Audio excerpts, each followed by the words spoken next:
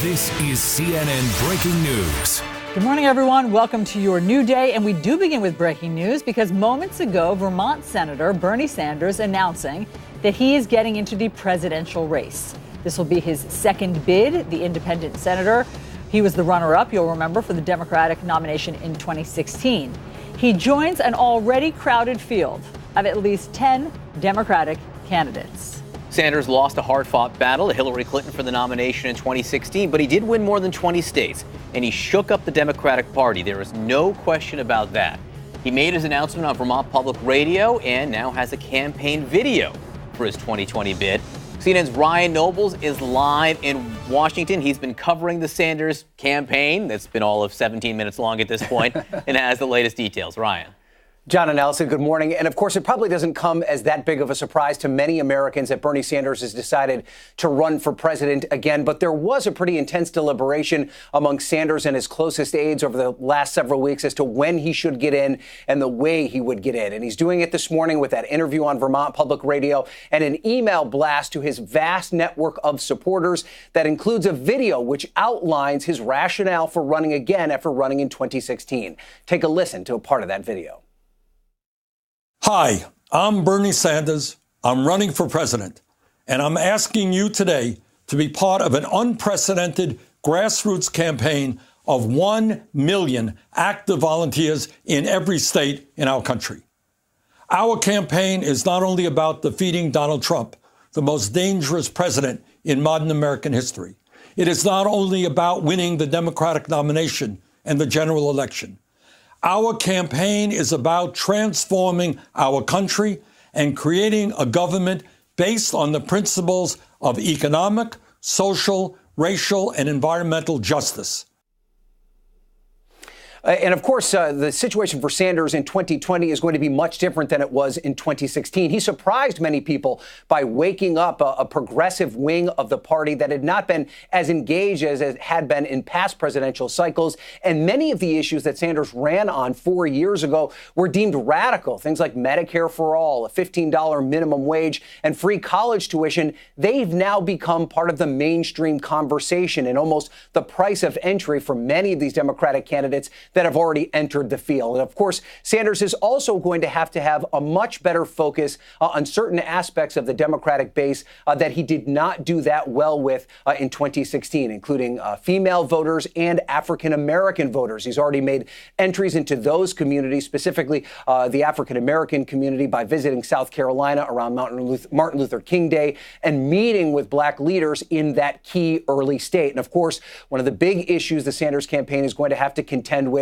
are accusations of rampant sexual harassment in that 2016 campaign. Sanders has addressed that already. He's apologized and he's met with some of those accusers. But John and Allison, no doubt Bernie Sanders is a political force. He's one of the most recognizable politicians in America. He comes in now with no one surprised by his entry. It's going to be much different than it was 4 years ago. It sure is, Ryan. Thank you. Stay with us if you would, because we have some questions for you. We also want to bring in MJ Lee, CNN national politics reporter, Harry Enton, CNN politics senior writer and analyst, and Nia Malika Henderson, CNN senior political reporter. Okay, Harry, let me start with you because it's a crowded field already. We'll pull up the graphic. So there are already at least 10 Democrats running. It's much different than just the short time ago that was 2016. You know, he occupied his own lane, it seemed, back then. Now it's an HOV lane. So how does that change? I mean, look, last time, part of the reason he did so well was because he was the only real opponent to Hillary Clinton. And you see that in the polling right now. He starts off at 16%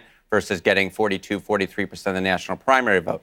More than that, if you look at the left side of the party, last time around, he was the main liberal challenger to Hillary Clinton. This time around, last week I did these slides, how far left is the Democratic field? He's still the furthest left, but there are people joining him. Elizabeth Warren, Kamala Harris, even Kirsten Gillibrand, whose record has obviously shifted towards the left in the last few years. And so I think it will be more difficult for him to distinguish himself, but he starts off with the base and a lot of passionate supporters, so we'll see what happens. And yeah, he was runner-up last time, and that generally means something in both parties. People know him.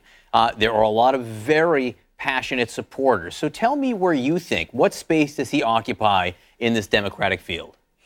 I think he's mainly going to be just a voice for the left. It's really hard to imagine who the Bernie Sanders voter is at this point beyond what we know the Bernie Sanders voter has been. And it's sort of the Bernie bro, right? Somebody who's a bit younger, whiter, I think, than the overall Democratic primary process usually is in those voter groups. So it's hard to see what sort of lane in terms of building some sort of multiracial coalition. It is interesting, though. He clearly is mindful of that. Oh, yeah. While he has moved, I think, the party left on any number of issues, Medicare for all and college tuition. He himself has been moved left on issues around race by the party itself, right? He was very uncomfortable in many ways talking about race. In 2016, there were some sort of uncomfortable interactions he had with Black Lives Matter protesters. You see in that announcement video, he mentions racial equality, right? And that's something I think we're going to hear quite a bit from him. He calls the president a racist. Not every candidate has done that so far. And so we'll see how that plays. But I think it's still going to be difficult, I think, for him to expand what we know are that core group of supporters, which are primarily younger voters, as well as white voters as well, and primarily male voters. But we'll see. He's going to be an interesting voice out there in this very, very crowded field. MJ, he talked about the political revolution in his announcement, the political revolution that he started, he said a few years ago, and now it's time to finish it. But you've been out on the trail with people who have filled that void in the time that he hasn't been in the race. There are people who think that they're carrying the mantle of that political revolution. Absolutely. And it was fascinating, in that video, Bernie Sanders referred to people joining this unprecedented grassroots movement. The reality is this movement is no longer unprecedented because he did it back in 2016. He's now running for a second time in 2020. And I think there is something important to be said about a difference in a candidate being a first-time runner and trying again for a second time. And purely anecdotally, when you're out in Iowa, New Hampshire, the early states, talking to voters who are undecided right now, but coming out to see what the Democratic candidates have to say, you definitely see that there are former Bernie supporters out there who want to know now this time around, among the buffet of options that I have this time around, who is going to speak to me the most. Not everyone is going to be loyally supportive of Bernie Sanders just because they voted for him last time, because as everyone else has mentioned on this panel, he is not alone this time in challenging sort of the establishment-backed, more moderate and centrist candidate. He is going to be joined by so many others who, in large part, were inspired by the message that he had in 2016, and every sort of platform and idea and policy idea that he brought into the mainstream for the Democratic Party. So he is not alone this time, and he is not a new face this time, and that is so important. I thought when I saw Elizabeth Warren announcing last night and today universal child care through kindergarten, I thought maybe she was preemptively trying to get this policy out there to take some of the air out of the Bernie balloon that's rising today. But you tell me that she was going to do it no matter what today anyway. Well, and I think when she's releasing these policy positions, I don't know if they're necessarily pegged to other candidates getting in, but she is making sure that her policy positions are very clear very early on. And we're not seeing all of the other candidates necessarily doing this, but the fact that even in just this year, and we're only in the month of February, that she has this wealth tax plan that's already out. She has this universal child care plan that's already out. That means that Bernie Sanders is going to have some catch up to do in terms of making sure that he lays out fresh proposals that are clear to the people so that they know what they're voting for this time around. Ryan, what about the scandal that cropped up on the Bernie Sanders campaign, or the accusations that women who worked on that campaign did not feel that they always got a fair shake and felt somewhat mistreated? Where is that now? Well, listen, Allison, there's no doubt that this is going to be a problem for Bernie Sanders. This is a cloud that hangs over his campaign for the way it was conducted back in 2016. But I talked to a lot of people that were big supporters of Bernie Sanders 4 years ago, people within the campaign who did acknowledge and perhaps were even victims of sexual harassment during that campaign.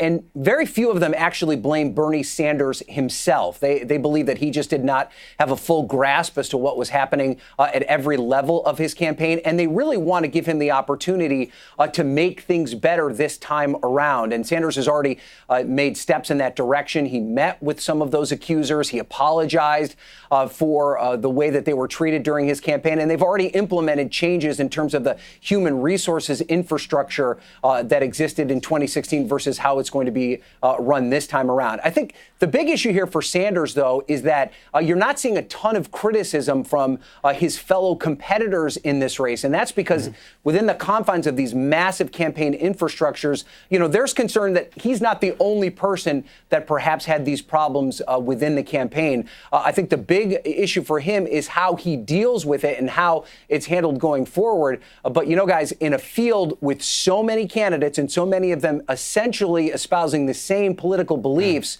one little miscue like this could be something that could make a voter go in a different direction. And there's no doubt that that's something Bernie Sanders is going to have to deal with. And they may be careful about going after Bernie Sanders because many of them have adopted so many of his ideas over the last few years and they have become Democratic mainstream to a certain extent.